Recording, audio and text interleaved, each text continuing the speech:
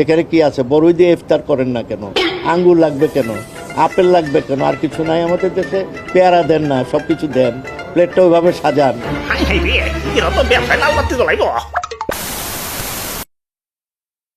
Current bill এত, gas bill এত, খাওন খরচ এত, অন্যান্য এত,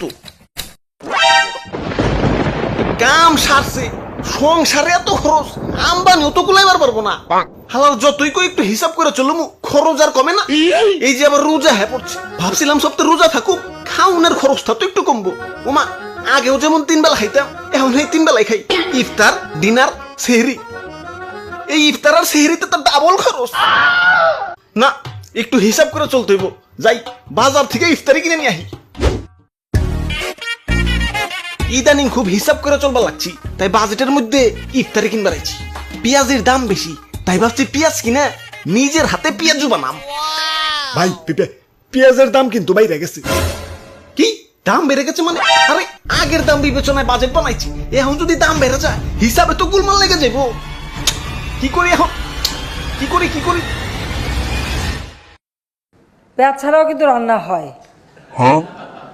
এই পেঁয়াজ নিয়ে এত মানে অস্থির হয়ে পড়ার কি আছে আমি তো জানি না।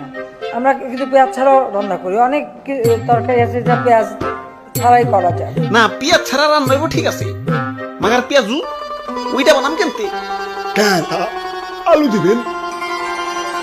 এইটা ভালো বুদ্ধি। দাও 1 কেজি আলু দাও। বাজারে বেগুনিরও দাম বেশি, কি চিকনা চাকনা সাইজ, দেখলে মনে হয় সারা বছর রোজা ছিল। টেহা দিয়ে কিনাই যদি খাই, এই ডায়েট করা বেগুনি খাম কেলা? বেগুন কিনে দরকার পড়লে অনন্ত আম্বানি সাইজের বেগুনি বানিয়ে খাম।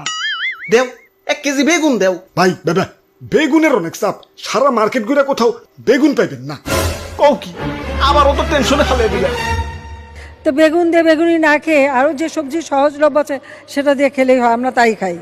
মিষ্টি কুমড়া দিয়েও খুব ভালো বেগুনি না বানায়, মিষ্টি কুমড়া দিয়েও বেগুনি বানানো যায়। কিরে, টিভিতে তো ভালোই বুদ্ধি দেয়।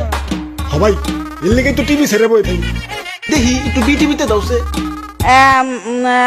পটুয়া মাননীয় প্রধান পটুয়া তৃতীয় এই ঠেক পাল্টাও। যোগ্যা ভাজা পোড়ার জিনিস তো কিনলাম, এখন কাবাব আর বার্গার বানানোর লাগিয়া মাংস কিনুন লাগবো। কি মাংস আসেনি? না ওরা বাপুরে, ইয়া মাংসের যে দাম, ইয়া তোমার বাজেটে তো শরম পাইব।